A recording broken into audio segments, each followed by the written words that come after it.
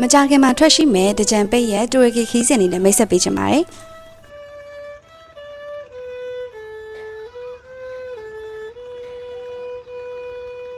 ကဘာကျော် try ရုပ်ရှင်ရိုက်ကူးရာ try wooden horse ရုပ်ထုကြီးရှေးကခရစ်ယာန်ဘာသာဝင်နေထိုင်ခဲ့ကြတဲ့မြောင်မျိုးတော်များရှေးအကြဆုံးပြည်သူကလက်ရာတွေတဘာဝအတိုင်းဖြစ်ပေါ်နေတဲ့ an off way cotton cast တဲ့ကိတ်တွေထဲမှာနေထိုင်ကြပြီးတော့မိဘုံပြက်နေတဲ့နာမည်ကျော်ကြားလာတဲ့ကပ္ပဒိုရှာဒေသတွေကိုစုံနေတွားရောက်လည်ပတ်မှာဖြစ်ပါတယ်။ခီးစဉ်တစ်လျှောက်လုံးမှာကျယ်၄ပွင့်ဟိုတယ်မှာတိတ်ခုမှာဖြစ်ပြီးတော့ကပ္ပဒိုရှာမှာတော့ကျယ်၅ပွင့် Cave Hotel မှာ2ညအိပ်ဆက်မှာဖြစ်ပါတယ်။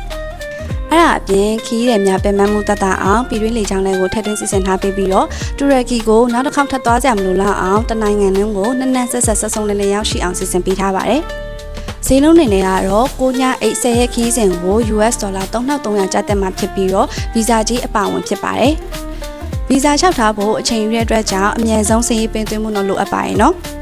နိုင်ဆိုင်မှာထွက်ခေါ်တဲ့ခီးစဉ်တိုင်းကဈေးမှန်ကျွမ်းကျင်ဝန်ဆောင်မှုကောင်းပြီးတော့ခီးစဉ်တိုင်းအရေးအသွေးကိုတေချာလေးယူဆိုင်ပြီးတော့စီစဉ်ပေးထားတာဖြစ်တဲ့အတွက်ကြောင့် Premium Service Quality ကိုသဘောကျတဲ့ Editor တွေအတွက်ရွေးချယ်တဲ့နဲ့ခီးသားကုမ္ပဏီတစ်ခုဖြစ်ပါတယ်